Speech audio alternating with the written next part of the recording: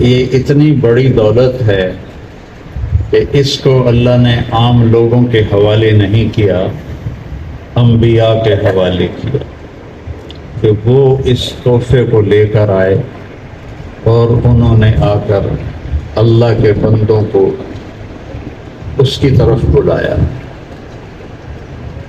تو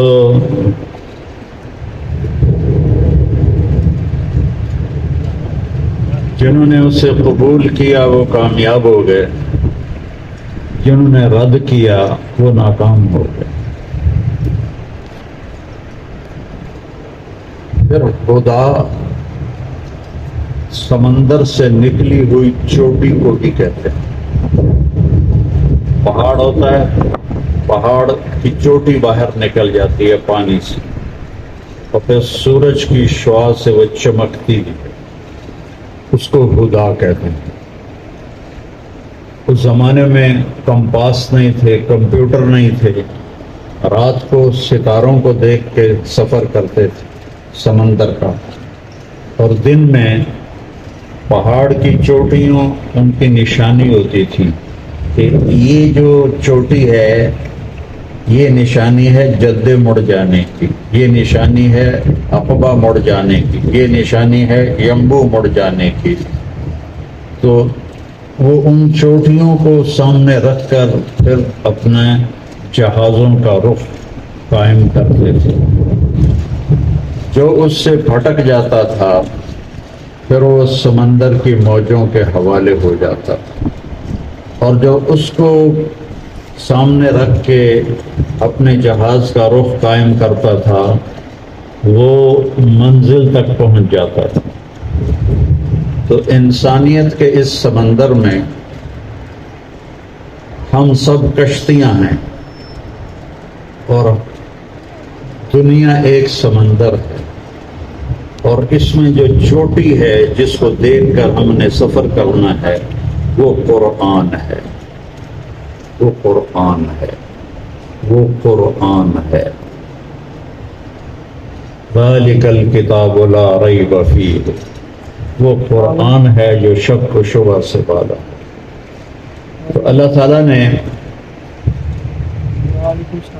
آدم علیہ السلام سے اپنے دین کو اتارنا شروع کیا، اور ہمارے نبی پر آ کر یہ آیت اتاری، الیوم اکملت لکم دینکم واتممت علیکم نعمتی ورضیت لکم الاسلام دینا۔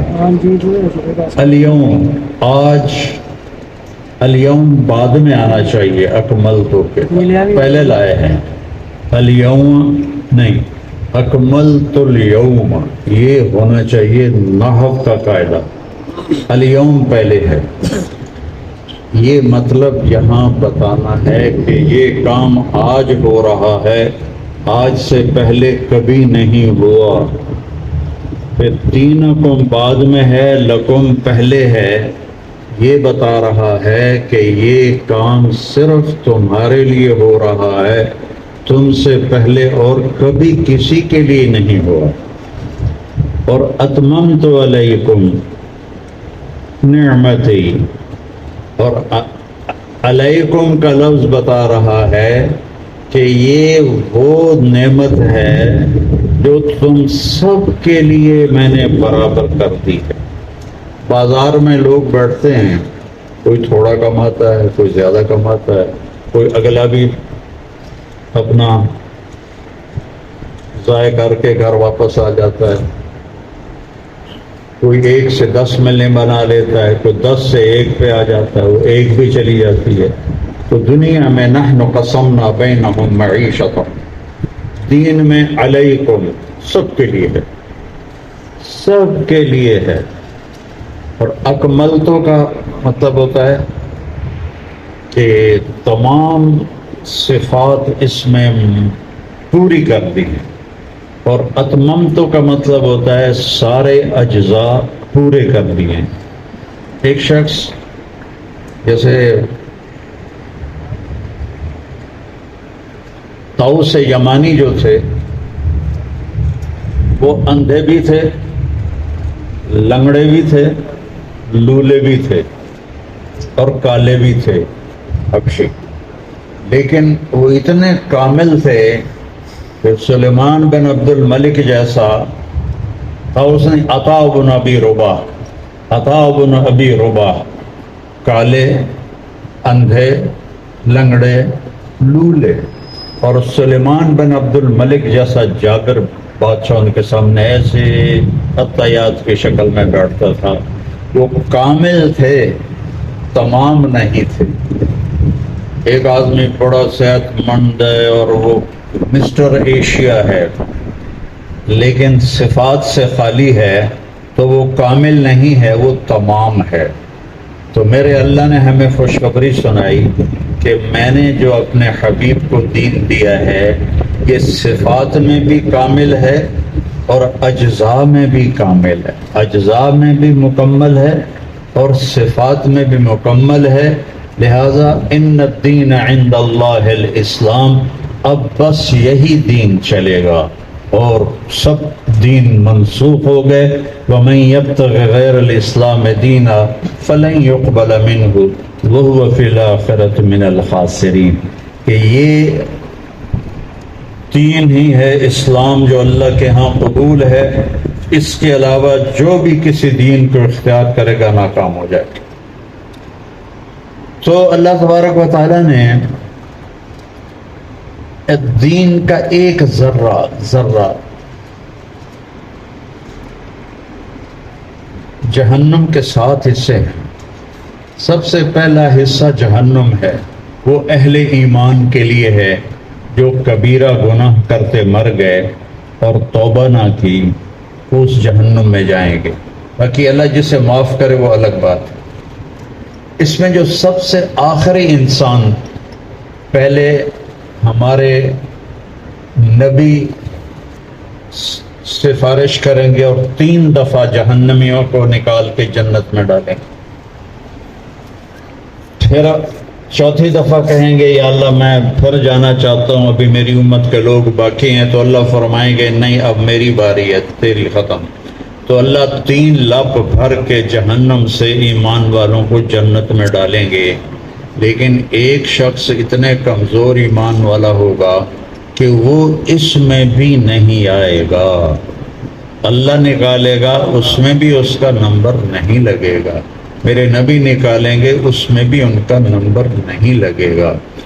وہ اللہ کے نبی نے فرمایا میں دیکھ رہا ہوں اس کو ابھی جہنم سے نکلتے ہوئے. اس کا نام ہوگا جوہینہ، اس کا قبیلہ ہوگا جوہینہ.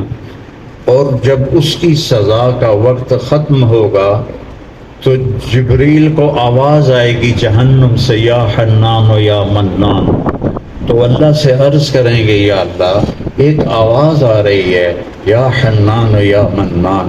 اللہ فرمائیں گے ایک میرا بندہ ابھی تک اٹکا ہوا ہے، اس کے پاس ایمان کا اتنا چھوٹا ذرہ ہے جو کسی کو نظر نہ آیا، صرف اللہ کو پتا ہے کہ اس کے اندر ایک ذرہ ایمان ہے.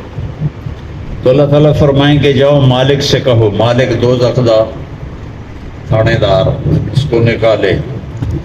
تو وہ چکر لگا کے آئے گا اور کہے گا جہنم نے ایک جھٹکا دیا ہے جہنمیوں کو، تو پتہ نہیں اس کو کہاں پھینکا ہے، مجھے نہیں سمجھ میں آ رہا کدھر ہے. تو جبریل اللہ سے کہیں گے، اللہ فرمائیں گے فلاں کونے فلاں پتھر کے نیچے پڑا ہوا ہے. تو مالک جائیں گے اس پتھر کو اٹھائیں گے، وہ پتھر کے نیچے منہ کے بل پڑا ہوگا اور آگ نے اسے گھیرا ہوگا اور وہ کہہ رہا ہوگا یا حنان و یا منان. تو جبریل اس کو وہاں سے نکالیں گے اور اس کو نہر حیات میں ڈالیں گے، جس سے وہ سارے اس کی سیاہی کالک دور ہو جائے گی. پھر اللہ تعالیٰ اس سے کہیں گے چل جنت میں چلا جا. جب وہ جنت میں جائے گا تو اللہ ایک درجہ اور اوپر دکھا دے گا، یہ چھوٹا وہ بڑا. اب آدمی تو حریص ہے، لالچی ہے، تو تھوڑی دیر تو صبر کرے گا، پھر کہے گا یا اللہ جے جنت دے ہی دیتی ہے تو او دے دے جڑی اتنے ہے. تو تو اللہ تعالیٰ فرمائیں گے پھر تو اور تو نہیں مانگے گا مجھ سے؟ کہ نہیں تیری قسم میں بالکل نہیں مانگوں گا۔ تو اللہ اسے وہاں پہنچا دے۔ تھوڑی دیر کے بعد اس کے ایک اور درجہ دکھائیں گے، جب وہ اس کو دیکھے گا تو وہ اس سے بھی خوبصورت ہوگا۔ تب تھوڑی دیر تو صبر کرے گا، پھر اما نہیں میں رہ نہ سکا، پھر کہے گا یا اللہ جنت تو دے دیتی ہے تو اے بھی دے دیتے نا کڑی ہو کے۔ تو اللہ تعالیٰ فرمائیں گے تو کہہ رہا تھا میں آئندہ نہیں مانگوں گا، کہ نہیں یا اللہ تیری قسم اب نہیں مانگتا۔ اللہ اس کو وہاں پہنچا دیں گے۔ کچھ دیر گزرے گئی تو اللہ ایک اور درجہ دکھا دیں گے، اب یہ اس کا اصل ٹھکانہ ہے۔ جب وہ اسے دیکھے گا تو ساری شیوں حقیر نظر آئے گی۔ سزوکی والے کے قریب سے مرسڈیز گزر جائے تو سزوکی والا تو ویندا ہی رہ جاتا نا، ہائے ہو گئی۔ تو اب اس کو وہ اتنا بڑا خوبصورت درجہ نظر آئے گا، تھوڑی دیر تو صبر کرے گا، پھر کہے گا، پھر اب ڈرے گا کہ کئی دفعہ میں نے قسم توڑی ہے، وعدہ توڑا ہے، اب اگر میں مانگوں تو کہیں ریورس گیئر نہ لگ جائے، میں نے دو نہ سٹ دے وے۔ تو اب اس کے اندر کشمکش چل رہی ہے، مانگنے کو جی چاہتا ہے اور اللہ سے ڈر رہا ہے، اور اللہ تو اندر کے بھید جانتا ہے، تو وہ نہیں بولے گا۔ زبان پہ آتا ہے ہونٹ سی لیتا ہے، زبان پہ آتا ہے ہونٹ سی لیتا ہے، آخر میرا کریم رحیم رحمان، میرا جلیل، میرا مالک، میرا ملیک، میرا قادر، میرا مقتدر، میرا مالک الملک، میرا ذو الجلال والاکرام، میرا حنان، میرا آپ کا منان، میرا آپ کا دیان، میرا آپ کا ملیک و مقتدر۔ بندے میرے کی گل ہے، مانگتا کیوں نہیں؟ کہے گا اللہ، کہے گا میرے بندے مانگتا کیوں نہیں؟ کہ یا اللہ ڈر لگ رہا ہے، اتنی قسمیں توڑی ہیں، حلفت فیک حتی استحییت، اب میں نے اتنی قسمیں توڑی ہیں کہ اب مجھے شرم آ رہی ہے کہ میں آپ سے مانگوں۔ تو اللہ کہیں گے اچھا، جس دن میں نے دنیا بنائی تھی، اس دنیا کو آج بنے ہوئے 25-26 ارب سال ہو چکے ہیں، جس دن میں نے دنیا بنائی تھی اور جس دن میں نے اسے ختم کیا تھا، اس سارے کو جمع کر کے اس کا 10 گنا کر کے تمہیں دے دوں تو راضی ہے؟ یہ کس ایمان کی قیمت لگی ہے؟ اس ذرے کی جو اللہ کے سوا کوئی نہیں دیکھ سکا، اللہ کے نظر کے سوا کسی کی نظر میں وہ ذرہ نہیں آیا، اب اس کی قیمت لگ رہی ہے، دے دوں؟ وہ کہے گا یا اللہ میرے نال حادثہ نہ کر، اس کو یقین نہیں آئے گا، یا اللہ میرے نال حادثہ نہ کر۔ اللہ تعالیٰ فرمائیں گے بلا انا علی ذلک قدیر، بے شک میرا بندہ میں اس پہ قادر ہوں، چل۔ اب جب وہ جائے گا اور دروازہ کھلے گا تو اس کا جو نوکر ہوگا اتنا حسین کھڑا ہوگا کہ اس کے آگے ایسے جھکے گا، جیسے ہم بڑوں کے سامنے تھوڑا جھکتے ہیں، ہمارے جنوبی پنجاب میں گوڑوں کو ہاتھ لگاتے ہیں۔ وہ کہے گا واہ حضور کیا ہوا، اب کیا کر رہے ہیں؟ وہ کہے گا تم فرشتے نہیں ہو؟ کہے گا نہیں نہیں نہیں نہیں نہیں، میں تو ادنا سا نوکر ہوں۔ اچھا، اس کو لے کے چلے گا، آگے کارپٹ بچھا ہوگا، کتنا لمبا؟ 40 سال کوئی مسلسل دنیا میں چلتا رہے تو جتنا سفر وہ طے کرے گا اتنا لمبا وہ قالین بچھا ہوا ہوگا، اور اس کے دونوں طرف 80,000 نوکر کھڑے ہوں گے، 40,000 ادھر 40,000 ادھر، اور وہ سارے خوش ہوں گے اور کہیں گے اما آن لسیدنا ان نزورہ، ارے ہمارے آقا آپ کہاں رہ گئے، اسی تو سکنے پہ گئے توڑے انتظار چی، وہ کہے گا شکر کرو میں آ گیا جی، میں بڑے لطر کھا کے آ رہے ہیں. اور وہ سارے بڑے خوش خوش اچھلتے کودتے لے کر اس کو ایک میدان میں لائیں گے. جب وہ ادھر دیکھے گا تو کنارہ نظر نہیں آئے گا، جب ادھر دیکھے گا کنارہ نظر نہیں آئے گا. وہ کہے گا لمما ہا ہونا، یہ سارا کچھ کس کا ہے؟ وہ کہیں گے ہمارے آقا یہ آپ کا ہے.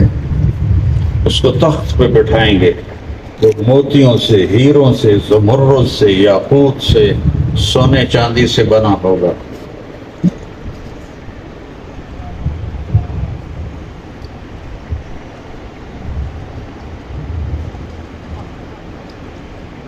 ایران کے بادشاہ کسرا نے اپنا تخت بنوایا تھا جس نے اللہ کے نبی کا خط پھاڑ دیا تھا.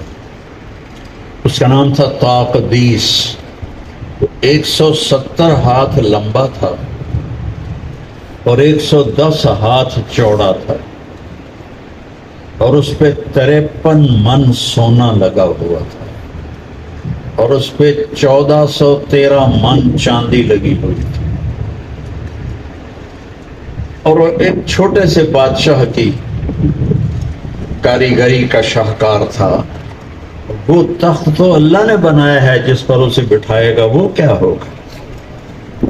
پھر سارے نوکر کہیں گے وہ یار تو اسی کوئی روٹی پانی کا فکر کرو، ہمارے آقا دوزخ سے آئے ہیں، پیسے بھی بھوکے بھی کو کھلاؤ کو پلاؤ.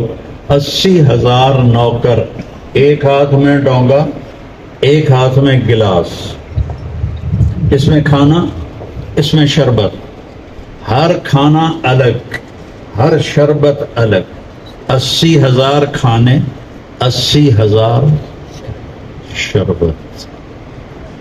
یہاں کوئی 80 ڈونگے نہیں کھا سکتا. 80,000 اس کو کھلائیں گے، وہ کھائے گا، ہر لقمے کی لذت بڑھ جائے گی، پھر کھائے گا، ہر لقمے کی لذت بڑھ جائے گی. دنیا میں پہلا لقمہ سب سے مزے کا، اور آخری لقمہ پہ چالو پر چالو رج گئے. وہاں ایسا نہیں ہوگا. 80,000 کھانے کھائے گا اور آخری لقمے کی لذت سب سے اعلیٰ ہوگی. یہاں کھا لو تو پیا نہیں جاتا، یہاں پی لو کھایا نہیں جاتا. گرمیوں کا روزہ ہو تو پینے پہ زور ہوتا ہے، کھایا نہیں جاتا. سردیوں کا روزہ ہو تو کھانے پہ زور ہوتا ہے، پیا نہیں جاتا. 80,000 ڈونگے کھانے کے بعد کوئی گنجائش ہے نہیں. 80,000 شربت. یہ گلاس نہیں ہوں گے جڑا میں نے سنی دے اندر دایا، کیونکہ جنتی کا قد 130 فٹ ہوگا. یہ جو اسماعیل مسجد کا جو مینار ہے اس سے بھی بڑا قد ہوگا. تو اے گلاسی کتنے نظر آئے؟ گلاس بھی اس کے حساب سے بڑا ہوگا. تو وہ سارے شربت پی جائے گا، نہ پیٹ پھٹے گا نہ الٹی آئے گی.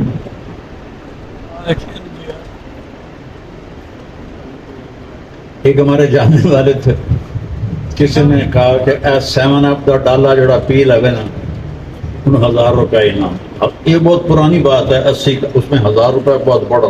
دیکھا میں پی لوں 1 2 3 4 پیندا گیا. جب آخری کھول کے منہ میں ڈالی تو ساتھ ہی الٹی ہوئی اور سارا باہر. وہاں 80,000 شربت کے ایڈے گلاس نہ ہون کے میرے خیال وہ سارے پی جائے گا، وہ سارا کچھ کھا جائے گا. نہ پیشاب آئے گا نہ پخانہ آئے گا، نہ چورن لینا پڑے گا، نہ کوئی معجون لینی پڑے گی، نہ کوئی ٹیبلٹ لینی پڑے گی، نہ کوئی کھٹے ڈکار آئیں گے، نہ کوئی تھوک آئے گا، نہ کوئی ناک سے نزلہ گرے گا. اور ایک ڈکار کے ساتھ ہر شے ہضم.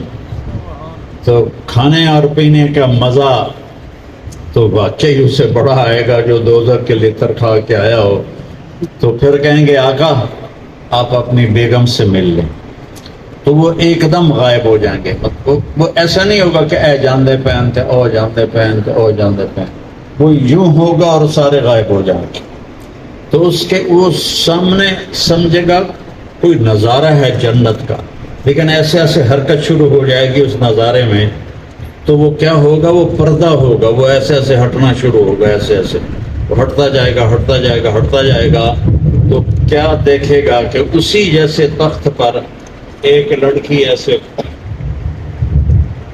ٹیک لگا کے ٹانگیں ایسے لمبی کر کے ایسے، وہ تو جب اس کو دیکھے گا تو اودیاں اکھیاں اتھے ٹکیاں رہ جاؤں گیاں، ٹک،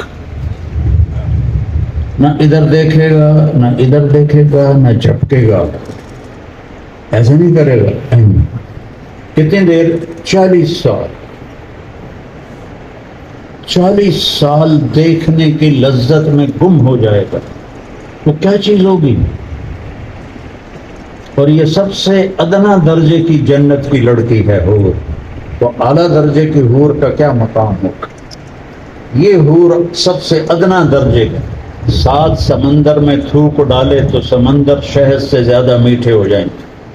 میرا تقریباً ہر بڑے سمندر میں سفر ہوا، تو میں جب بھی دیکھتا ہوں کڑوے، کبھی سمندر کے پانی سے وضو بھی کیا ہے تو کڑوا زہر پانی، اور جنت کی عورت کو تھوک آتا ہی نہیں، پر چلو زور لا کے کوئی تھوک کرے، کوئی 2-4 ایسی قطرے گریں تو میرے رب کی عزت کی قسم جس نے ہمیں یہاں جمع کیا ہے، اس کی وہ تھوک کی جو ہوا ہے نا، اس کے ساتھ جو 1-2 قطرے گرے ہیں، 7 سمندر شہد سے زیادہ میٹھے ہو جائیں گے. سبحان اللہ. اس کے بول میں کیا مٹھاس ہوگی، اس کے نغمے میں کیا مٹھاس ہوگی. کبھی وہ کہے گا مجھے تم گانا سناؤ، تو جنت کے درخت ساز بن جائیں گے، ہوا موسیقار بن جائے گی، ہوا سر بنائے گی، اور درختوں سے وہ سر نکلیں گے، پتوں سے، ٹہنیوں سے، شاخوں سے، پھولوں سے، پھلوں سے وہ سر نکلیں گے، اور اس کے ساتھ وہ گائے گی. وہ ہزاروں برس بھی بیٹھ کے سنتا رہے، رب ذوالجلال کی قسم اس کا مزہ ختم نہیں ہوگا. جنید جمشید رحمۃ اللہ علیہ مجھ سے کہنے لگا ہم 3.5 منٹ کا گانا بناتے ہیں.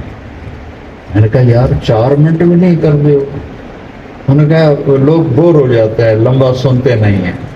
3.5 منٹ. اور جنت میں جب اللہ سنائے گا جنت کی حوروں کا پہلا نغمہ تو وہ 70 سال کا ہوگا.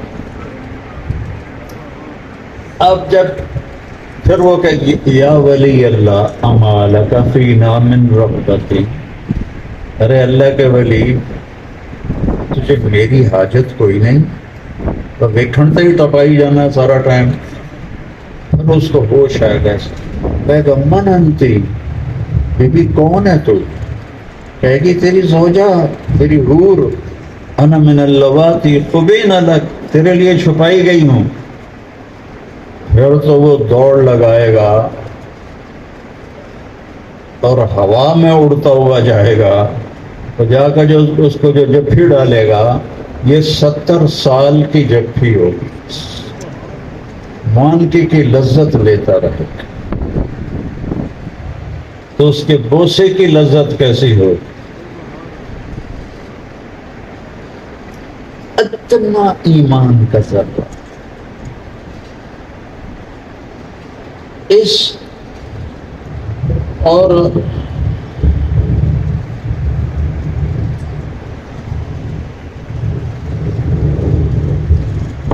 اللہ تعالیٰ نے جبریل سے کہا ذرا میری جنت تو دیکھ. وہ جنت میں گیا تو نور کی چمک اٹھی. جبریل سمجھے اللہ کی تجلی پڑی ہے تو وہ سجدے میں چلے گئے.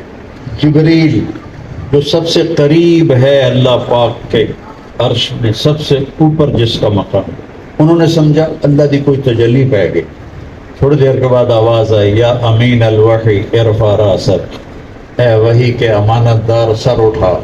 جب سر اٹھایا تو ایک لڑکی مسکرا رہی تھی، اور اس کے دانتوں کا نور اور چہرے کا نور اتنا زبردست تھا کہ کہ جبریل سمجھے اللہ کی تجلی ہے، کہنے لگے قربان جاؤں تیرے بنانے والے پر۔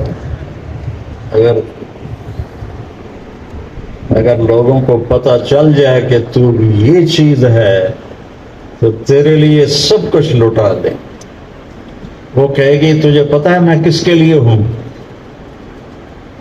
وہ کہیں گے تو بتا کس کے لیے؟ کہ لمن آثر مرضات اللہ علی ہواہ، جو فیصلہ باد میں رہتے ہوئے اپنی مرضی پہ نہیں چلے گا، اللہ کی مرضی پہ چلے گا، میں اس کے لیے ہوں۔ بڑھاپے سے پاک، بھوک سے پاک، لڑائی سے پاک، غصے سے پاک، پیشاب سے پاک، پخانے سے پاک، میل کچیل سے پاک، بدبو سے پاک، موت سے پاک۔ نحن الخالدات فلا نموت ابدا۔ اور پیدا کیسے ہوتی ہیں؟ ایسا نہیں کہ وہاں کے جو جنت میں غلام ہیں ان کی اللہ شادیاں کرتا ہے، اس سے حوریں پیدا ہوتی ہیں، ایسا نہیں۔ جنت میں ایک نہر ہے، اس کا نام ہے بیدخ، وہ موتیوں سے ڈھکی ہوئی ہے، اس کے اندر مشک، عنبر، زعفران، کافور چلتا ہے۔ اللہ نے ہمیں آگ، پانی، مٹی، ہوا سے بنایا۔ دیکھو کیسے انسان بنے بیٹھے ہیں، باتیں کر رہے ہیں، دیکھ رہے ہیں، سن رہے ہیں، کھا رہے ہیں، پی رہے ہیں۔ اللہ نے جنت کی لڑکی کو بنایا ہے مشک سے، عنبر سے، زعفران سے، کافور سے۔ اس نہر میں یہ چاروں چیزیں چلتی ہیں۔ جب اللہ تعالیٰ چاہتا ہے کہ میں اپنے بندے کے لیے نئی زوجہ تیار کروں تو اس پر تجلی ڈالتا ہے اور اس میں سے حور نکلتی ہے پورے لباس کے ساتھ، لباس سمیت نکلتی ہے، اور اس کا قد بھی 130 فٹ ہوتا ہے، 130 فٹ، اور 100 جوڑے پہنے ہوتے ہیں اس نے، اور اس کے جو لہنگا ہوتا ہے وہ 3 میل کے دائرے میں گھوم رہا ہوتا ہے، 3 میل کے دائرے میں۔ یہ جو شادی پہ دلہن کو پہناتے ہیں تو بیچاری کدی ایدو نپ دیے، کدی ایدو نپ دیے، وہ تو بل تو ریا بھی نہیں جانا، تو اس کا جو وہ لہنگا ہوگا وہ 3 میل کے دائرے میں گھوم رہا ہوگا، اور 130 فٹ اس کا قد ہے، اور اس کے سر کے بال چوٹی سے لے کر پاؤں کی ایڑی کا بوسہ لے رہے ہوں گے، 130 فٹ لمبے بال ہوں گے، اس میں موتی، ہیرے، یاقوت ہوں گے، جوئیں نہیں ہوں گی، لکھا نہیں اڑ گیا، جواں نہیں اڑ گیا، اس میں ہیرے موتی ہوں گے، اس میں خشکی نہیں ہوگی، ڈینڈرف نہیں ہوگی، اس میں ایسی خوشبو ہوگی کہ جب وہ یوں کرے گی نا اور اس کے بال لہرائیں گے تو پوری جنت میں خوشبو کے گلے آنے لگ جائیں گے۔ ادنا ایمان کا ذرہ، ادنا، ہمارے پاس سب سے ادنا اکائی پیسے، روپے کی 1 پیسہ ہے، 1 پیسے سے کم کوئی رقم نہیں ہے، تو یوں سمجھو کہ وہ پیسے سے بھی کم ہے، وہ ذرے کا ذرہ ایمان کا ہے، اور اللہ اس کی قیمت لگا رہا ہے۔ پورا ایمان لے کر جانے والا کیا ہوگا اس کا؟ جنت کی سب سے بڑی نعمت اللہ کا دیدار ہے، سب سے بڑی نعمت۔ اور اللہ تعالیٰ جنتیوں سے، میرے نبی نے فرمایا ان اللہ یتجلی للناس عامۃ ولأبی بکر خاصۃ، اللہ تعالیٰ سارے جنتیوں کو دیدار عام کرائے گا اور ابو بکر صدیق کو دیدار خاص کرائے گا۔ اور میرے نبی نے فرمایا میرے بیٹے حسن حسین جنت کے نوجوانوں کے سردار، اور میری بیٹی فاطمہ جنت کی عورتوں کی سردار ہے، اور علی کا مرتبہ حسن حسین سے بھی اوپر ہے۔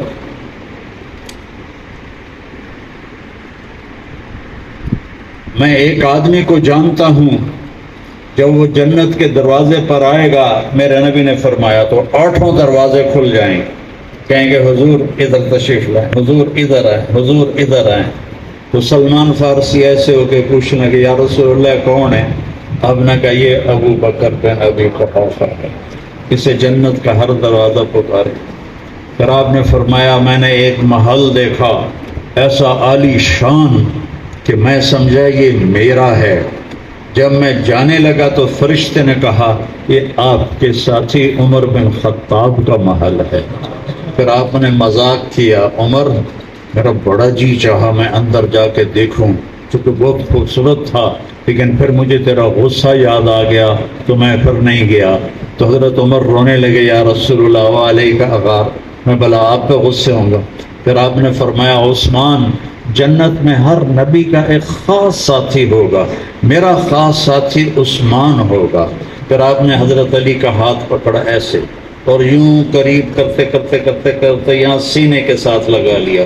فرمایا علی اترضى ان یکون منزلک مقابل منزلی فی الجنہ، علی کیا تو راضی ہے جنت میں تیرا گھر میرے گھر کے سامنے ہو؟ یہ فضیلت کسی کو نہیں بتایا، یہ صرف علی کا مقدر ہے. تو حضرت علی رونے لگے یا رسول اللہ میں راضی ہوں میں راضی ہوں میں راضی ہوں. پھر آپ نے فرمایا ہر نبی کے 2 خدمتگاروں، ایک خدمتگار ہوگا، ہر نبی کا ایک. میرے 2 خدمتگار ہوں گے، ایک طلحہ ہوگا ایک زبیر ہوگا. فرمایا جب میں جنت میں جاؤں گا، جنت کی سواری پہ سوار ہوں گا تو میری سواری کی جو لگام ہے وہ بلال پکڑ کے میرے آگے آگے چلے گا. جب میدان حشر میں پہنچیں گے تو بلال اونٹنی پہ سوار ہوگا، اونٹنی پہ کھڑے ہو کے اذان دے گا جو پوری دنیا پوری کائنات کے انسان جنات حضرت بلال کی اذان کو سنیں. اتھے تو نہیں سنی تو اتھے سن لگے.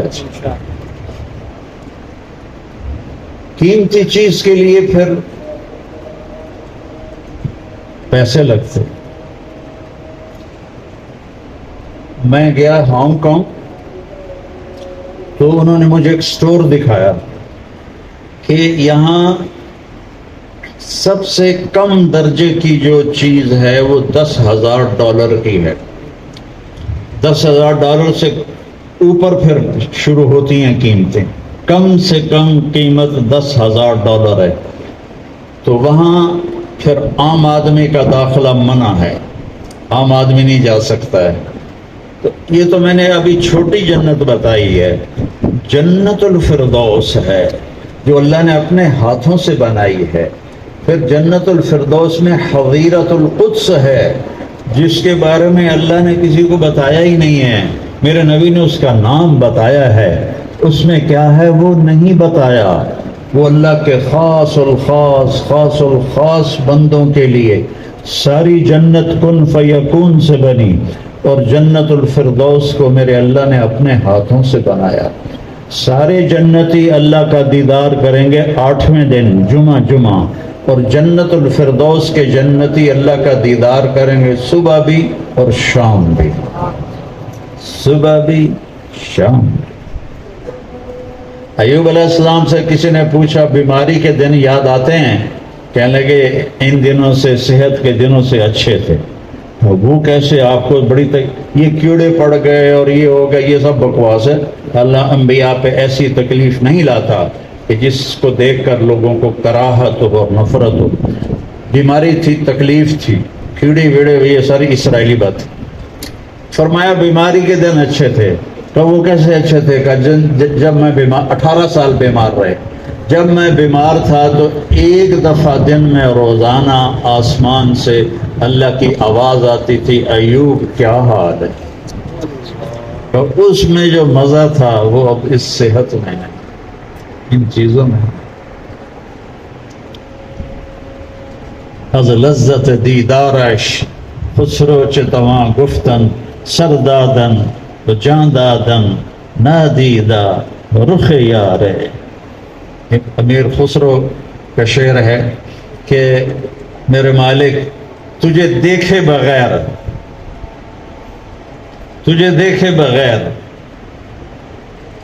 جانیں قربان کر دی، سر کٹا دیے، جسم ادھیڑ دیے گئے، آگ میں جلا دیے گئے، پانی میں بہا دیے گئے. تیرے عشق میں تجھے دیکھے بغیر یہ حال کیے، جب تجھے دیکھیں گے تو کیا حال ہوگا. اس جگہ تک پہنچانے کے لیے اللہ نے آخر میں ہمارے نبی پاک صلی اللہ تعالی علیہ وسلم کو بھیجا اور اس مبارک مہینے میں بھیجا۔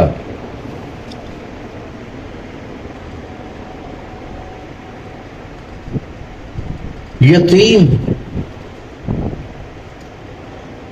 باپ پہلے ہی فوت ہو چکے ہیں، پتہ ہی نہیں ہے باپ کیسا ہے۔ 6 سال کی عمر میں ماں کو اٹھایا، اور کہاں اٹھایا؟ ابوا میں۔ مجھے اللہ لے گیا تھا وہاں، دیکھ کے دل ہل جاتا ہے، دہل جاتا ہے کہ جسے تو نے اپنا حبیب بنایا اس پر اتنا بڑا امتحان ڈالا۔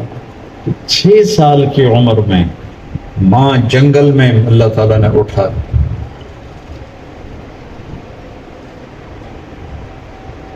اور اسی مہینے سے اسلام کی سربلندی شروع ہوئی۔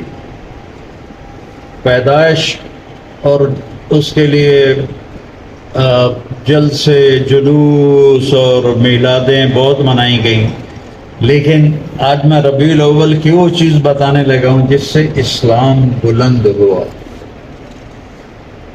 جب حضرت ابو طالب اور حضرت خدیجہ رضی اللہ عنہ کا انتقال ہو گیا نبوت کے 10ویں سال، تو آپ تنہا ہو گئے۔ تو ابو لہب نے کہا بھتیجے فکر نہ کر، اب میں تیری کفالت کروں گا۔ 40 دن گزرے تھے، ابو جہل آ گیا، اے تجھے شرم نہیں آتی کفالت کرتے ہوئے؟ جبکہ اس کی کتاب کہتی ہے تبت یدا ابی لہب و تب، تو اس کا میٹر گھوم گیا اور اس نے بیت اللہ میں آ کے اعلان کیا میرا محمد سے کوئی واسطہ نہیں صلی اللہ علیہ وسلم۔ اس کے بعد پھر آپ پہ جو گزری سو گزری۔ آپ کوہ صفا پہ بیٹھے تھے، ابو جہل آیا اور آپ کو گالیاں دینے لگا، آپ چپ کر کے بیٹھے رہے، وہ گالیاں دیتا رہا، پھر آپ چپ کر کے بیٹھے رہے، پھر وہ گالی دیتا رہا، چپ کر کے بیٹھے، پھر اس نے آپ کو تھپڑ مارے، آپ چپ کر کے بیٹھے، پھر اس نے سوٹی اٹھائی اور ڈنڈے سے آپ کو مارنا شروع کیا اور آپ ایسے مار کھاتے رہے، خون بہتا رہا اور آپ مار کھاتے رہے۔ یہ سارے واقعات حضرت ابو طالب کے بعد کے۔ تو آپ نے پھر حج کے قافلوں میں محنت شروع کی کہ من یووینی من ینصرنی، کوئی ہے جو میری مدد کرے اور مجھے اپنے پاس لے جائے، اور میں حتی ابلغ رسالات ربی، اور میں اپنے رب کا پیغام پہنچاؤں۔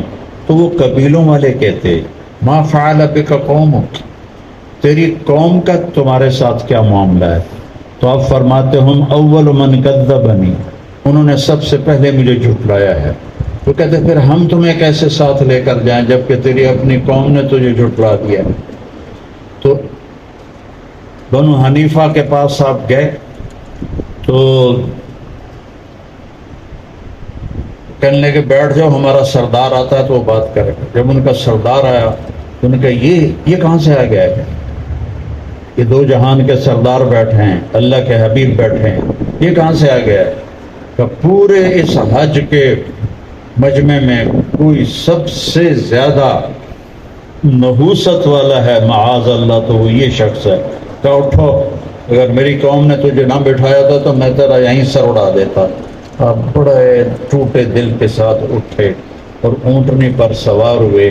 جب آپ نے اونٹنی کو کھڑا کیا تو اسی بدبخت نے پیچھے سے نیزہ مارا تو وہ اونٹنی اچھلی اور آپ اونٹنی کے اوپر سے پتھروں پہ آ کر گرے اور آپ کی کمر میں ساری چوٹیں لگیں، خون نکلا۔ یہ سب چچا کے بعد ہو رہا ہے۔ اور آپ پھر اسی وجہ سے آپ تشریف لے گئے طائف کہ شاید طائف میں میری بات چل جائے، وہاں بھی پتھروں کے سوا کچھ نہ ملا۔ اور کیا درد بھری دعا ہے کہ اللہم انی اشکو الیک ضعف قوتی وقلت حیلتی وہوانی علی الناس۔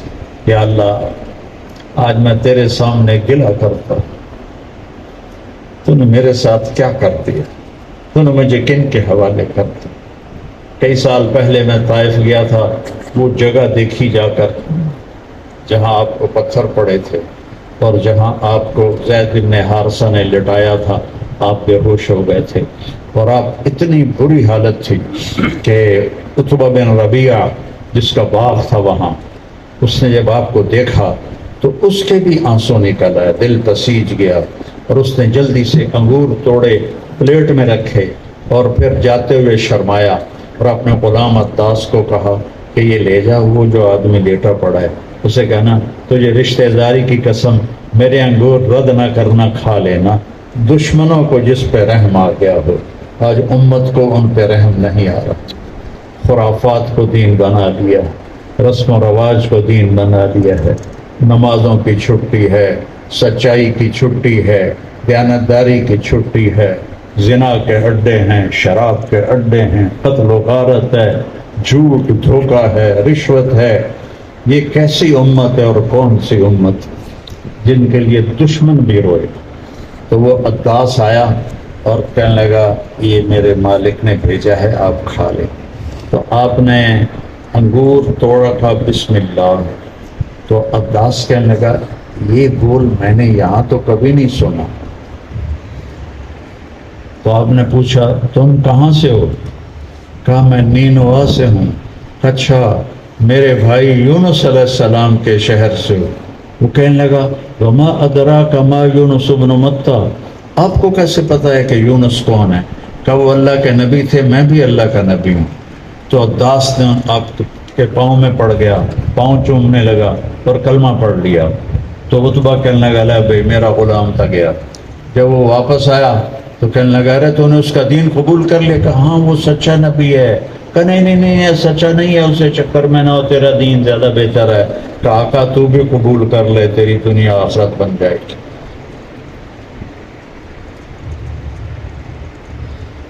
تو نبوت کا 11واں سال تھا اور آپ مینا میں کش کر رہے تھے اور یہ شدید گرمی ستمبر کا مہینہ تھا، رات کا وقت تھا۔ ایک جگہ آپ کو 6 نوجوان نظر آئے بیٹھے ہوئے باتیں کرتے ہوئے۔ آپ ان کے پاس جا کے بیٹھ گئے اور کہنے لگے کہاں کے ہو بھائی؟ کہا ہم یثرب کے ہیں، مدینہ کا نام یثرب۔ کہا میری بات سنو گے؟ تو وہ کہنے لگے تم کون ہو؟ کہا میں اللہ کا نبی ہوں۔ تو یہ مدینے میں سنتے رہتے تھے یہودیوں سے کہ ایک نبی آنے والا ہے، تو آپس میں کہنے لگے یہ شاید وہی نہ ہو۔ تو کہنے لگے سناؤ۔ تو آپ نے یہ 2 رکوع پڑھے ہوئے، اذ قال ابراہیم رب اجعل ھذا البلد آمنا واجنبنی وبنی ان نعبد الاصنام سے لے کر ھذا بلاغ للناس ولینذروا به وليعلموا انما هو الہ واحد وليذکر اولو الالباب۔ وہ کہنے لگے ہوا یہ کلام انسانی نہیں ہے، یہ وہی نبی لگتا ہے جس کی یہودی بات کرتے ہیں، تو چلو اسبقوا قبل ان تسبقوا، وہ یہودیوں سے پہلے کلمہ پڑھ لو، یہودیوں سے پہلے اس کی بات مان لو۔ کون تھے؟ ابو الحسن بن تیہان، عبداللہ بن رواحہ، عبادہ بن صامت، سعد بن الربیع، اسعد بن زرارہ، نعمان بن حارثہ، یہ 6 نوجوان تھے اور ان میں 3 اوس کے تھے، 3 خزرج کے تھے، جو 2 بڑے قبیلے تھے اوس و خزرج۔ تو آپ اتنے خوش ہوئے کہ ہوا میں اڑنے لگے اور کہنے لگے اگلے سال ہم پھر آئیں گے۔ تو اگلے سال 12 آدمی آئے، تو 5 ان میں سے تھے اور 7 اور تھے۔ ان 12 نے آپ کے ہاتھ پر بیعت کی، یہ پہلی بیعت کہلاتی ہے۔ اب مدینہ جانے کی ابتدا ہو رہی ہے۔ انہوں نے کہا ہم اگلے سال پورا وفد لے کر آئیں۔ تو نبوت کے 14ویں سال، 13ویں سال، نبوت کے 13ویں سال 72 لوگ آئے، 2 عورتیں ام منی، ام عمارہ اور 70 مرد، اور یہ سارے ایک گھاٹی تھی جو اب پہاڑ ہٹا کر میدان بن گیا، میں نے وہ دیکھی تھی جب وہ گھاٹی تھی۔ تو اس میں یہ سارے جمع ہوئے اور آپ نے اپنے چچا حضرت عباس کو ساتھ لیا اور وہاں پہنچے تو حضرت عباس نے تقریر کی کہ میں نے سنا ہے کہ تم ہمارے بھتیجے کو اپنے ساتھ لے جانا چاہتے ہو، تو یہ سوچ لو یہاں یہ ہماری حفاظت میں ہے، اگر تم اس کو لے جاؤ گے تو تمہیں مشکل دیکھنی پڑے گی، تو اگر وہ برداشت کر سکو تو پھر لے جاؤ ورنہ یہیں چھوڑ دو۔ تو اسعد بن زرارہ رضی اللہ عنہ جو پہلی بیعت میں تھے کہنے لگے یا رسول اللہ میں جواب دوں، آپ کی اجازت ہو تو میں جواب دوں، اور اس میں آپ کے چچا کی بے احترامی بھی نہیں ہوگی۔ آپ نے کہا جواب دوں، اور کہنے لگا جو اس کا مفہوم بنتا ہے، عباس چوڑیاں ہم نے بھی نہیں پہنی ہوئی، ہم بھی تلواروں کے سائے میں پروان چڑھے ہیں، ہمیں بھی تلواروں کی جھنکار اور تیروں کی سنسناہٹ سے شناسائی ہے، ہم ایک ایسے آدمی کو اپنے اوپر سردار بنا کے لے جا رہے ہیں جس کو اس کی قوم نے نکال دیا ہے، یہ ایک بڑا مشکل کام ہے، جب ہم یہ کر رہے ہیں تو حفاظت نہیں کر سکتے، ہم اس کا دین قبول کر رہے ہیں جس کے دین کو سارے عرب نے ٹھکرا دیا ہے، تو جب ہم وہ برداشت کر رہے ہیں تو ان کی حفاظت نہیں کر سکیں گے، ہم ان کی حفاظت کریں گے۔ آپ نے کہنے لگے یا رسول اللہ آپ کی کیا شرطیں ہیں، آپ کیا چاہتے ہیں؟ یہ ذوالحج میں ہو رہا ہے، نبوت کا 13واں سال ہے اور ذوالحج ہے، اور مینا کے دن ہیں 10 11 12 میں سے 3 دنوں میں سے کوئی ایک دن ہے، ایک رات ہے۔ تو آپ نے فرمایا تطیعوننی فی المنشط والمکرہ، میری مانو گے خوشی میں بھی ناگواری میں بھی، تنفقون علی فی العسر والیسر، میرے اوپر خرچ کرو گے تنگی میں بھی فراخی میں بھی، تمنعوننی کما تمنعون اموالکم و اہلکم، میری حفاظت کرو گے جیسے اپنے اہل و عیال کی حفاظت کرتے، تجاہدون فی سبیل اللہ، اللہ کے راستے میں جہاد کرو گے، تأمرون بالمعروف و تنہون عن المنکر، بھلائیوں کی دعوت دو گے برائیوں کو روکو گے، ولا تخافون فی اللہ لومۃ لائم، تبلیغ والوں کے 6 نمبر ہیں نا، ہمارے نبی نے بھی 6 نمبر پیش کی، 6 شرطیں پیش کی، تو کہا ٹھیک ہے تیار ہیں، بیعت کے لیے کھڑے ہونے لگے تو ایک انصاری صحابی عباس بن مرداس، ایک ہے عباس آپ کے چچا بن عبد المطلب، یہ عباس بن مرداس، کہیں گے ٹھر تو کیا ہوا؟ کہنے کہ ایک بات سن لو، اگر اس کو لے جاؤ گے تو تمہارے مال لٹیں گے، باغ اجڑیں گے، بچے یتیم ہوں گے، عورتیں بیوہ ہوں گی، گھر تمہارے اجڑیں گے، تیار ہو یہ سب کچھ ہو قبول کرنے کے لیے تیار ہو تو لے جاؤ ورنہ یہیں چھوڑ دو۔ تو حضرت ابو الحسن بن تیہان کھڑے ہو گئے، یا رسول اللہ اگر یہ سب کچھ ہو جائے جو عباس ہمیں ڈرا رہا ہے تو ہمیں ملے گا کیا؟ آپ نے کہا تمہیں جنت ملے گی۔ کہنے لگے پھر کوئی مسئلہ نہیں، ہاتھ بڑھائیے۔ تو آپ نے ہاتھ بڑھایا تو سب سے پہلے حضرت ابو الحسن اور دوسری روایت میں برا بن معرور، ان دونوں میں سے کسی ایک نے آپ کے ہاتھ پر بیعت کی، پھر باقی 70 نے کی۔ عورتیں آگے بڑھی، ام منی ام عمارہ، آپ نے کہا نہیں میں عورتوں کو ہاتھ نہیں لگاتا، تمہاری بیعت ہو گئی۔ تو عبداللہ بن رواحہ کہنے لگے یا رسول اللہ حملہ کر دیں مکے والوں پر؟ آپ نے کہا نہیں ابھی نہیں، ابھی تم خاموشی سے اپنے خیموں میں چلے جاؤ۔ اب یہ سارے نوجوان تھے جو مدینے کے بڑے لوگ تھے، ان کو پتہ ہی نہیں تھا، جو بڑے سردار تھے۔ تو شیطان نے مینا کی پہاڑی پہ کھڑے ہو کے چیخ لگائی، مکے والوں تمہارے خلاف یثرب والوں نے سازش کر دی، تمہیں قتل کے منصوبے بن گئے۔ تو جب آواز گونجی تو صبح ہوئی تو انہوں نے یثرب کے سردار بلا لیے، کہ کیا کر رہے ہو ہمارے خلاف؟ ان کو تو پتہ ہی نہیں تھا، تو سارے نوجوان کر رہے تھے. انہوں نے کہا اللہ کی قسم ہم تو کچھ بھی نہیں کر رہے ہیں. تو پھر اسی رات کو ہی صحابہ مدینے والوں نے کہا یا رسول اللہ اب آپ ہمارے پاس ہمارے شہر آئیں. تو آپ نے کہا اچھا انشاءاللہ جب اللہ اجازت دے گا. تو حضرت ابو الہیثم پھر کھڑے ہو گئے، یا رسول اللہ ایک بات تو بتائیں، ہم آپ کو اپنے ساتھ لے جائیں، کل اللہ آپ کو فتح دے، آپ کا شہر بھی فتح ہو جائے، عرب بھی فتح ہو جائے، تو آپ پھر ہمیں چھوڑ کے مکے واپس تو نہیں جائیں گے نا، ہمارے ساتھ ہی رہیں گے نا؟ تو آپ مسکرائے اور آپ نے فرمایا کہ اب المحیا محیاکم والممات مماتکم، اب میرا مرنا بھی تمہارے ساتھ ہے، میرا جینا بھی تمہارے ساتھ ہے. کیا خوش نصیب لوگ تھے، کیا عظیم لوگ تھے. وہاں پھر یہ ترکوں نے مسجد بنا دی تھی اس جگہ پر، تو وہاں میں نے جا کے، ہمارے بلڈنگ قریب تھی تو میں وہاں عصر کی نماز وہاں جلدی ہوتی ہے، میں پیدل 3-4 کلومیٹر تھا چلتا چلتا وہاں پہنچ گیا، وہاں بیٹھ گیا. تو مغرب کی نماز کی میرا خیال تھا کہ میں اذان دے کے پڑھوں گا، تو وہ اتنے میں پولیس والے بھی آ گئے، تو وہاں میں نے جماعت کرائی. اس جگہ پر مجھے یہ شرف حاصل ہے کہ جہاں میرے نبی کے ساتھیوں نے بیعت کی تھی وہاں میں نے مغرب کی جماعت کروائی. تو جب محرم کا مہینہ آیا اور 14واں سال شروع ہو گیا تو اللہ کی طرف سے حکم آیا کہ اب ہجرت کی جائے. اب لوگ ہجرت کرنے لگے، صحابہ چھپ چھپ کے چھپ چھپ کے چھپ چھپ کے. ابو بکر نے اجازت مانگی، آپ نے کہا نہیں. تو کہنے لگے کیا میں آپ کے ساتھ جاؤں گا؟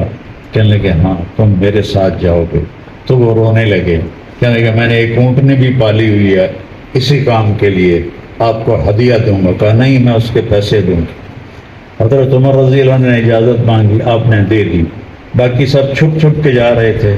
حضرت عمر نے ہتھیار سجائے، زرہ پہنی، ترکش میں تیر ڈالے، تلوار نیام میں ڈالی، نیزہ پکڑا اور ڈھال لٹکائی اور آ گئے بیت اللہ میں. آ کے طواف کیا.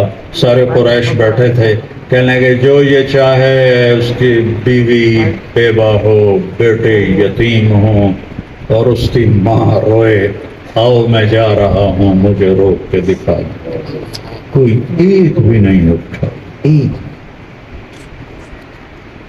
تو محرم گزر گیا، ہجرت چل رہی ہے. سفر گزر گیا، ہجرت چل رہی ہے. 27 سفر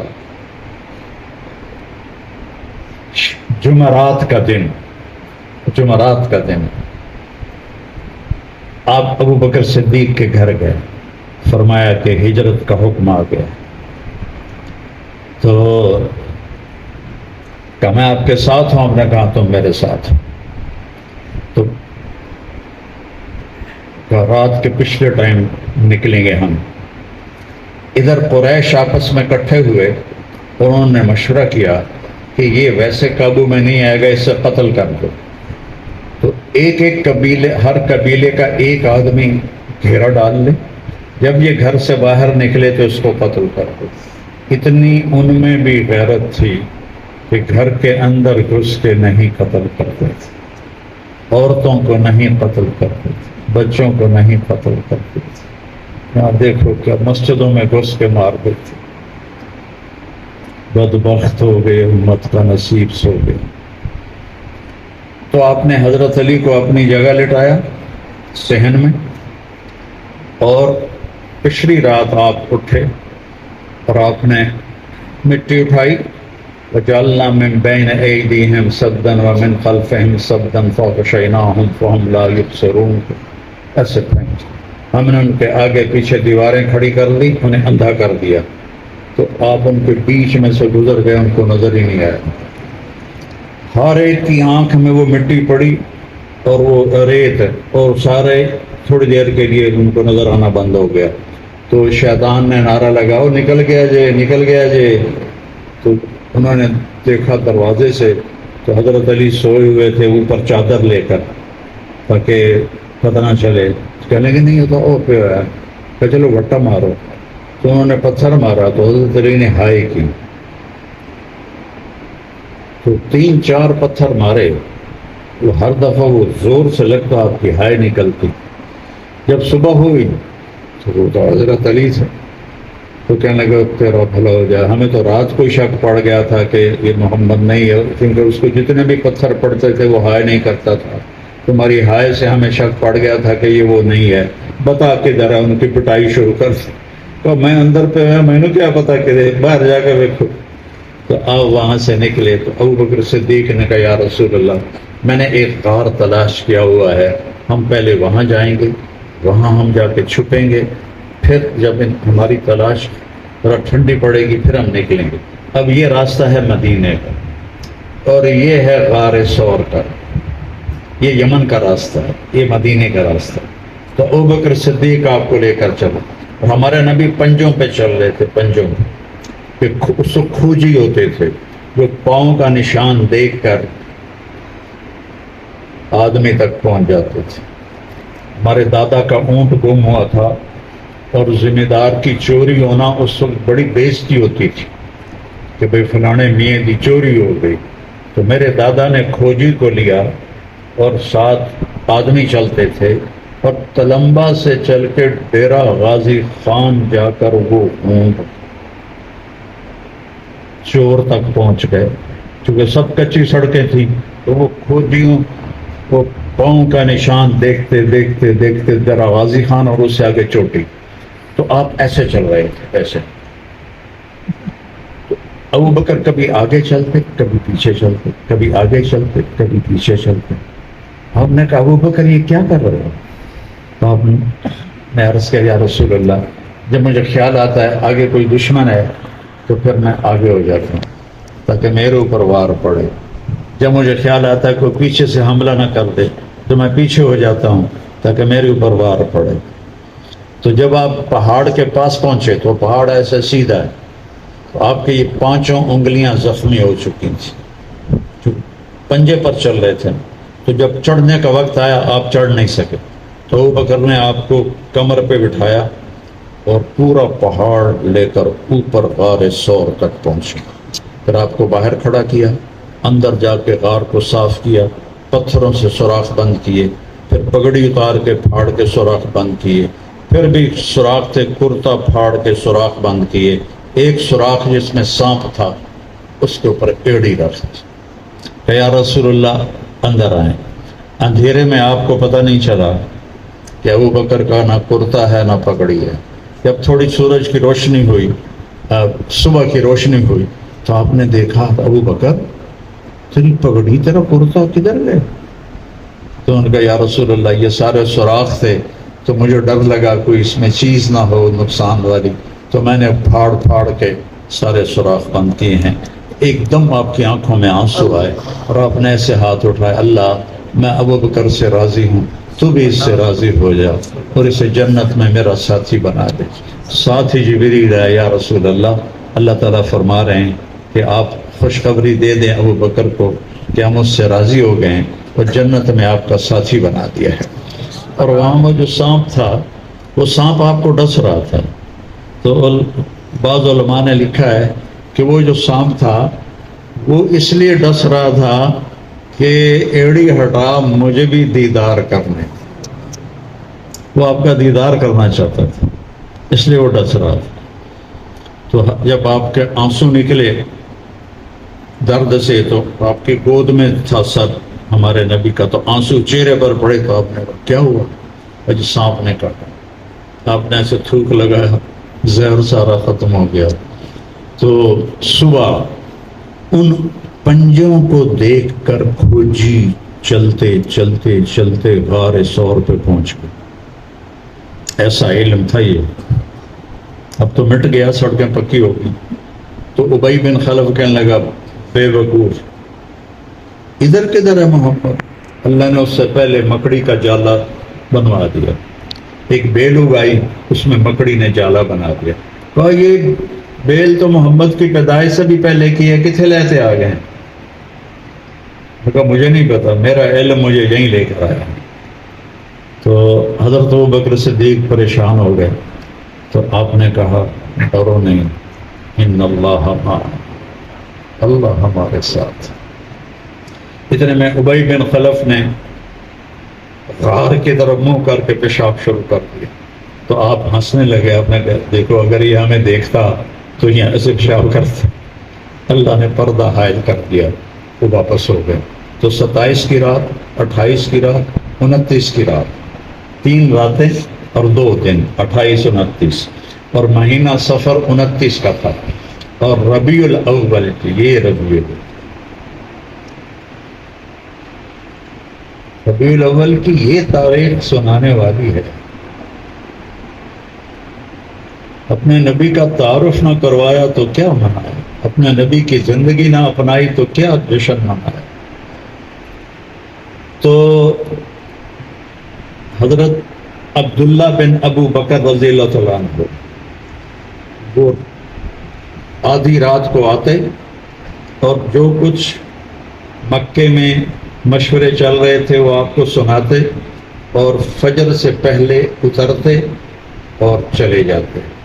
عامر بن فہیرہ آپ کے غلام وہاں بکریاں چھوڑ دیتے تاکہ عبداللہ کے پیروں کے نشان مٹ جائیں، اور وہیں دیر تک بکریاں لے کے کھڑے رہتے۔ جب اندھیرا ہو جاتا پھر دودھ نکال کر اوپر پہاڑی پر لے جا کر آپ دونوں کو پیش کرتے اور آپ وہ نوش فرماتے۔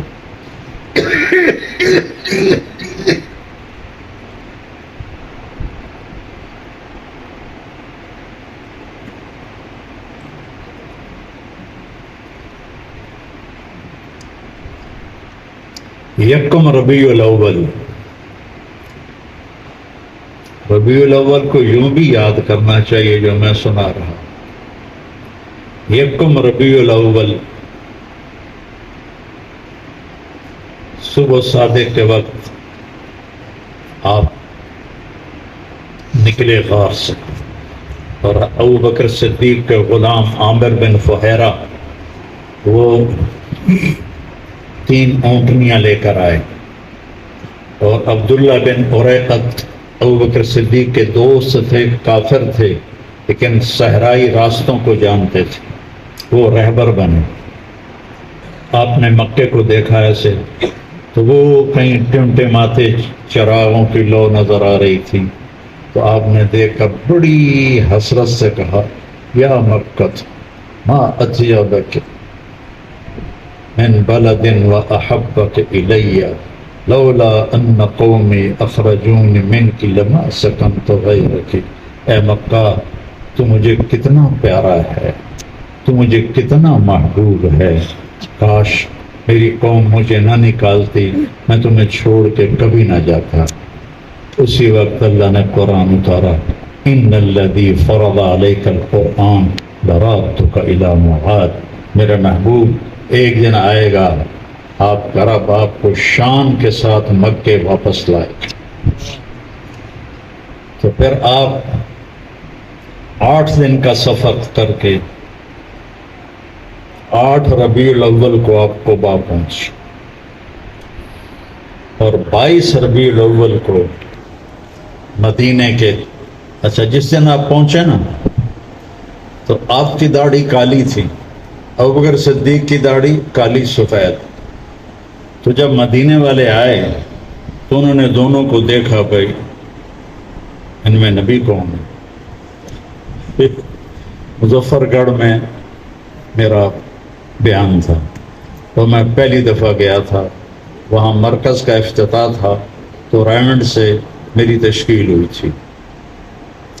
تو میرے ساتھ راجہ امیر سلطان رحمۃ اللہ علیہ ہمارے علاقے کے بڑے ذمہ دار تھے، وہ بھی تھے، ہماری ذمہ دارہ جماعت میں چلتے تھے۔ ان کا اتنا چوڑا چہرہ، لال سرخ رنگ، بڑی پگڑی باندھتے تھے، چٹی سفید داڑھی، اور ایسے بڑے ڈیل ڈول والے، اور میں اسی وجود میں تھا۔ تو ایک آدمی آیا اور ہمیں دیکھنے لگا، کبھی مجھے دیکھے کبھی انہیں دیکھے۔ اب وہ اندازہ لگا رہا تھا کہ ان میں مولانا طارق جمیل کون ہے، کبھی ادھر دیکھے کبھی ادھر دیکھے، کبھی ادھر دیکھے کبھی ادھر دیکھے۔ پھر اس نے سوچا سکا جا تو ہو نہیں سکتا، آئے جڑا بیٹھا ہے وڈا پگڑ ہے تے چٹی داڑھی ہے مولانا طارق جمیل، اس نے اس کے ساتھ مصافحہ کیا، میرے ساتھ کیا ہی کوئی نہیں نکل گیا۔ میں کہا راجہ صاحب جس لئے میں ممبر تے بان آئے نا پھر اس بڑا پچی ہومنا بھی اے میں کی مصافحہ ہی غلط ہو گیا۔ تو جب آپ قباء پہنچے تو مدینے والے آئے تو انہوں نے دیکھا ایک کی کالی داڑھی ہے ایک کی سفید اور کالی، تو انہوں نے سمجھا کہ یہ چٹی داڑھی والا ہی نبی ہوگا، سارے ابوبکر سے مصافحے شروع ہو گئے۔ انہوں نے نہیں بتایا کہ میں نہیں ہوں۔ مصافحہ کا رش پڑنا اتنی تکلیف والی چیز ہے کہ مجھے پتا ہے یا میرے رب کو پتا ہے۔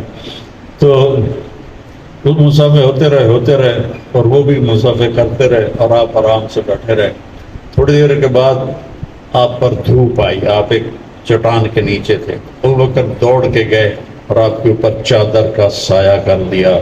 تو پھر مدینے والوں کو پتہ چلا کہ ساڑھے تو مصافحے ہی غلط ہو گئے، نبی دایا بیٹھا ہے۔ تو پھر 22 ربیع الاول کو آپ جمعے کے دن 2 ہفتے وہاں قیام کیا، مسجد قباء بنائی، اور 22 ربیع الاول کو آپ مدینے میں داخل ہوئے۔ قربان جاؤں اس زمانے کی فصاحت پر، ادب پر۔ ایک گھاٹی تھی سنیت الوداع جس سے اتر کے نیچے مدینے آتے تھے، تو مدینے کے 500 نوجوان تیر تلوار سے مسلح آپ کی اونٹنی کو گھیرے میں لیا ہوا اور آپ کے ساتھ چل رہے تھے۔ جب آپ نہ سمجھو کہ یہ وہ چوٹی ہے پہاڑ کی، یہ چوٹی، تو یہاں پہلے اونٹنی کا سر نکل، سامنے میدان ہے، وہاں مدینے کی بچیاں کھڑی ہوئی ہیں انتظار کر رہی ہیں، تو اونٹنی کا سر نکل پیچھے یوں میرے نبی کا سر نکلا، تو ایک دم سب کی زبان پر، پہلے سے نظم یاد نہیں کروائی ہوئی تھی جیسے ہمارے اسکولوں میں یاد کرواتے، ایک دم سب کی زبان پر آیا طلع البدر علینا من ثنیات الوداع، وہ 14ویں کا چاند چڑھ آیا مدینے کی گھاٹی پر، وہ 14ویں کا چاند چڑھ آیا۔ وجب الشکر علینا ما دعا للہ داع، ہم پر اللہ کا شکر واجب ہو گیا۔ ایھا المبعوث فینا جئت بامر مطاع، اے اللہ کے نبی یہاں مکہ والا حال نہیں ہوگا، یہاں آپ کی ہر بات مانی جائے گی۔ جئت شرفت المدینہ مرحبا بک یا خیر داع، آپ نے ہمارے مدینے کو روشن کر دیا، ہم آپ کو مرحبا کہتی ہیں۔ اور آگے اوس و خزرج کے سردار بنو ظفر، بنو حارثہ، بنو نجار، بنو ختمہ، بنو عمرو بن عوف، بنو عبد الاشہل، یہ سارے سردار کھڑے ہوئے، یا رسول اللہ ہمارے پاس، یا رسول اللہ ہمارے پاس، یا رسول اللہ ہمارے پاس، ہر ایک کی یہ تھی۔ اور آپ کی تمنا تھی کہ میری دادی جس خاندان سے تھی میں وہاں جا کے قیام کروں، لیکن کہتے ہوئے خیال تھا کہ شاید دوسروں کو پھر تکلیف ہو، تو آپ نے اونٹنی کی مہار چھوڑ دی، رسی چھوڑ دی، تدعوها فإنها مأمورة، اس کو چھوڑ دو، میرے اللہ کو جہاں منظور ہے یہ وہاں جا کے رک جائے گی۔ تو وہ سارے سردار ہمارے پاس، ہمارے پاس، ہمارے پاس، تو جا کے ایک کھلے میدان میں بیٹھ گئی جہاں آپ کی مسجد بنائی گئی۔ وہ 2 یتیم بچوں کی مسجد کی جگہ تھی، اور اسعد بن زرارہ جو پہلی بیعت میں تھے وہ ان کے متولی تھے۔ تو یہ میں بات کی بات ابھی بتا دوں، یہاں آپ نے مسجد بنانے کا ارادہ فرمایا اور پتہ کروایا کہ یہ کس کی زمین ہے، تو حضرت اسعد بن زرارہ نے فرمایا کہ جی یہ ان یتیم بچوں کی ہے اور ہم آپ کو گفٹ کرتے ہیں، ہدیہ کرتے ہیں۔ کہ نہیں، یتیم کا مال ہم ہدیہ نہیں لے سکتے، قیمت لگواؤ۔ قیمت لگی 7 دینار، تو آپ نے فرمایا ہم آپ کو 9 دینار دیں گے، 9 دینار دیں گے۔ ہمارے یہاں جو بیچارہ کوئی پھنس جاتا ہے تو ایک مجھے پراپرٹی ڈیلر کہنے لگا کہ یہ بڑی بڑی پارٹیوں والے مجھے آ کر کہتے ہیں کوئی مرغا تو نہیں پھنسیا، میرا دل کٹ کے رہ گیا، مرغا تو نہیں پھنسیا کیا مطلب؟ کہ کسی کو گھاٹا پڑ گیا ہے اور وہ اپنا گھر بیچنا چاہتا ہے یا فیکٹری بیچنا چاہتا ہے تو اونے پونے میں خرید لیں ہم اس۔ ایسی سنگ دلی آ گئی ہے۔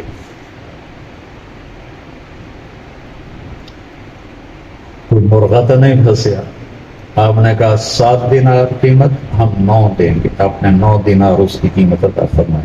تو وہ اونٹنی وہاں بیٹھی، اس کے بعد وہ کھڑی ہوئی اور وہ اس نے ایسے دیکھنا شروع کیا جیسے کوئی پہچان رہی ہو، تو سب کے دل تھک تھک تھک تھک، دیکھو گئی کتنے گئی، دیکھو گئی کتنے گئی، کتنے گئی، کتنے گئی۔ انہیں چلتے چلتے چلتے بنو نجار کا جو شاخ تھی بنو عبد الاشہل، ان کے ابو ایوب انصاری کے دروازے کے سامنے جا کے بیٹھ گئے۔ تو ابو ایوب انصاری کے بھاگ جاگے، اللہ تعالیٰ نے انہیں میزبانی کا شرف بخشا، اور پھر آپ 10 سال آپ نے قیام فرمایا، اور نبوت کے وہاں آپ 11ویں سال، وہاں 13 وہاں تھے، 10 یہاں ہے، 23، لیکن 11واں سال محرم سفر شروع ہو کر پھر آپ کی واپسی بھی 12 ربیع الاول کو ہوئی، اور آپ اللہ کا پیغام مکمل کر کے دنیا سے چلے گئے اور ہمارے ذمے لگا گئے فَلْيُبَلِّغِ الشَّاهِدُ الْغَائِبُ، کہ میرا یہ پیغام آگے پہنچانا تمہارے ذمے۔ تو میرے بھائیوں، میرے نبی نے فرمایا کہ جتنا میں ستایا گیا اتنا کوئی نہیں ستایا گیا، جتنا میں ڈرایا گیا اتنا کوئی نہیں ڈرایا گیا۔ اس امت کو اللہ تعالیٰ نے چنا ہے کہ اب اس پیغام کو آگے پوری دنیا میں عام کرنا، کہ لوگ جہنم سے بچ جائیں، یہ ہمارے ذمہ، اسی کی یہ محنت ہے۔ ایک تو میں یہ گزارش کروں گا، ماشاءاللہ میرا سر درد مجھے بولنے نہیں دے رہا، لیکن میں جتنے نوجوان آئے ہوئے ہیں میں ان کی وجہ سے زبردستی اپنے آپ کو بلوا رہا ہوں۔ اب سب ہمارا سرمایہ ہو، ہمارے ملک کا سرمایہ ہو، قوم کا سرمایہ نوجوان ہوتے ہیں، آپ سے بھی اور سب سے ایک تشکیل میں نقد چاہتا ہوں کہ میں اور آپ مل کر آج اپنے گناہوں پہ توبہ کریں۔ کیا خیال ہے؟ نیت کرتے ہو؟ انشاءاللہ تو میرے ساتھ کہو یا اللہ میری توبہ، پھر کہو یا اللہ میری توبہ، پھر کہو یا اللہ میری توبہ۔ یا اللہ ہم نے تیری بارگاہ میں توبہ کی، ہماری توبہ قبول فرما۔ اللہ چاہے جھوٹ موٹ کی ہے پھر بھی قبول فرما۔ یہ ہماری نوجوان نسل ہے، انہیں اپنے دین کا داعی بنا دے، انہیں نبی والی صفات عطا فرما دے، پوری امت پر آئے ہوئے عذاب کے بادل ٹال دے، امت کے لیے دنیا اور آخرت کی بھلائی مقدر فرما دے۔ یا اللہ اس دعوت کے مقدس کام کی حفاظت فرما، اس میں کام کرنے والوں کی زندگیوں میں، صحت میں، جان مال اولاد میں برکت عطا فرما۔ اور جتنے بھائیوں نے، جتنے تیرے بندوں نے یہاں کئی ہزار کا مجمع ہے توبہ کی ہے، ہم مجھے بھی ان کو بھی توبہ پہ پکا فرما، توبہ پہ پکا فرما، توبہ پہ پکا فرما، اور ہم سب سے راضی ہو جائے، ہمیں دیکھ کے خوش ہو جائے۔ اللہ ہم تیرے نام پہ بیٹھے ہیں، تیرے نام پہ سنا ہے، سنایا ہے، ہمیں دیکھ کے خوش ہو جائے۔ اللہ جیسے تو اپنے نیک بندوں پر فخر فرماتا ہے فرشتوں کے سامنے، آج ہم جسے پٹے اور ہم ضعیف کمزور ایمان والے تیرے نام پہ جمع ہیں، ہم پہ بھی فخر فرما دے، ہم پہ بھی فخر فرما دے، اور فرشتوں سے میں اعلان کر دے کہ میں ان سب سے راضی ہو گیا ہوں۔ یا اللہ، یا اللہ، پوری امت ہر جگہ پریشان ہے، مہربانی فرما، مہربانی فرما، مہربانی فرما۔ صلی اللہ تعالی علیہ